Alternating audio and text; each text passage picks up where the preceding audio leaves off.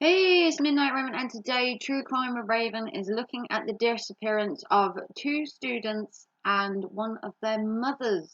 So, welcome. This is True Crime with Raven. If you're new to my channel, consider subscribing.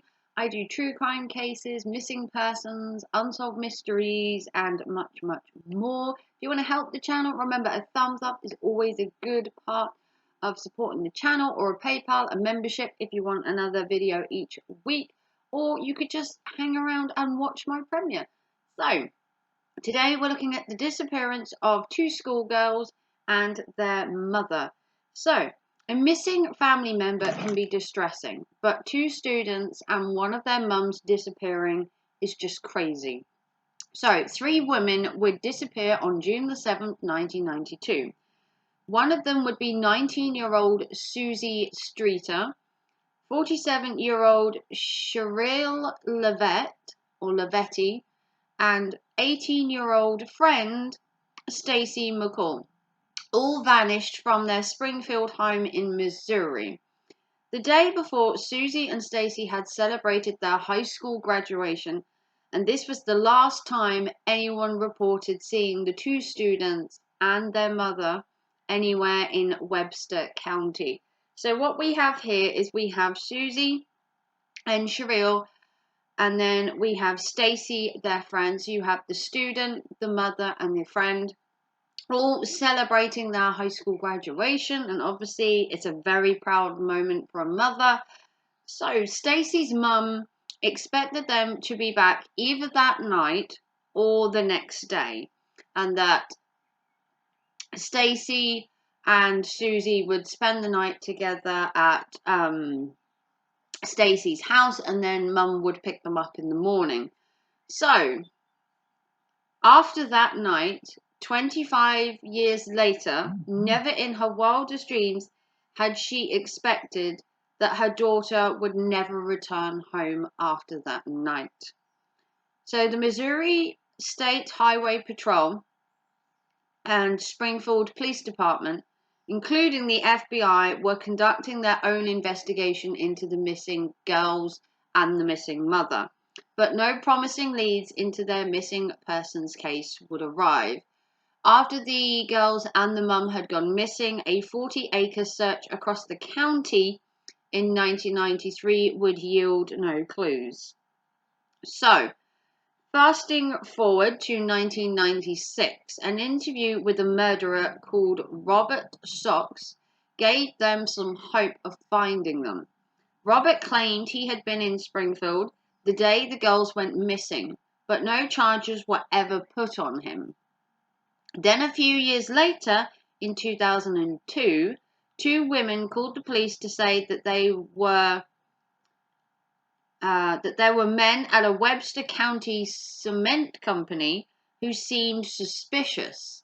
A search of the site did turn up human remains, but the bones proved to be too far gone to belong to any of the three women. So, the next year, authorities found blood at a farm in Cassaville, but once again, lab testing dashed any hopes to the mysterious disappearances. After nearly 3 decades, Stacy's mum continues to hope her daughter would be found. The Springfield Police Department had abandoned the cases of the missing Springfield 3. Janice's, who is Stacy's mum, said, "I will never declare her dead until I know 100% that Stacy is gone." So no clues to the mystery of the missing Springfield 3. And when I said that the mum was hoping for them to come back, I meant Stacy's mum. So what happened to these three women? So they were going to celebrate their high school graduation. The mum obviously drove them to drop them off at the party, and then they never came home. The mum disappeared, the kids disappeared. Were they kidnapped, abducted? Were they kidnapped and killed? Were they kidnapped and sold into human trafficking? Did they run away? It seems strange that Stacy would leave her mother But it also seems weird that this mother and daughter duo with their friend would also just up and vanish. So there isn't much more to go on. Obviously, there was a murderer called Robert Socks who claimed that he was in the area that day, but necessarily it doesn't mean just because there's a killer in the area that he did it. There are many, many, many, unfortunately, untoward people in this world, and it would suggest to me that the two girls and the mum going missing would suggest more of a human trafficking thing, maybe. The girls were 19 and 18, and the mother was only 47. If they wanted to traffic the two girls, obviously they would have took the mother with them, keep her quiet, sort of thing. Had they just gone off and run away? It seems unlikely. Why would they just take off and leave? There is no more evidence to this case. There's no bodies. No one's ever been found. They literally just vanished off the face of the earth, which unfortunately, in a lot of cases, this does happen.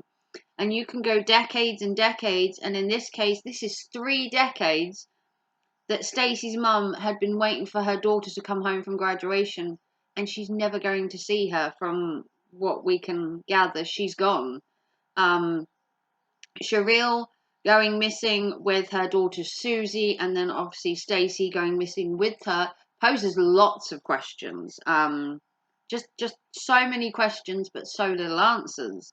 But there was blood found at a farm in Casterville, and with the DNA samples being taken too long, the problem with forensics is they can only do so much. If you find some blood and it's been sitting there for 3 decades or something, you're not going to find answers that you want. DNA breaks down over time.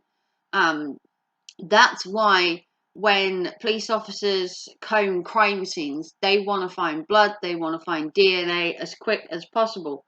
Because DNA, when it's in the air, starts to break down, and over time, the DNA breaks down, and then there's not enough to do a trace and to find out who owns it. So, any police case or any police officer will tell you the quicker they get DNA evidence or blood samples or a body, the quicker they can answer questions like who, what, why, and when, and how. But that's just how police cases work. You need a body, DNA, a motive, and all of that leads to a murderer. Not necessarily a murderer, but a human trafficker, a map of what happened, why it happened, and who did it. To answer these burning questions of how a mother, her daughter, and a friend could just disappear one night without a trace and for like 30 years be missing. But if you want to see more from me, give it a big thumbs up. If you want to like and subscribe, that would be amazing. If you want to see more from me, I do loads true crime, murder mysteries, and much, much more. If you want to like, subscribe, and give it a big thumbs up, that would be amazing. Consider becoming a member for 1 extra video a week. Also, consider donating by PayPal or a super chat, because it all goes into the time and research that I do into these cases. Like and subscribe on your way out, and I will see you very soon. This is True Crime or Raven. Take care and thanks for watching. Bye, guys.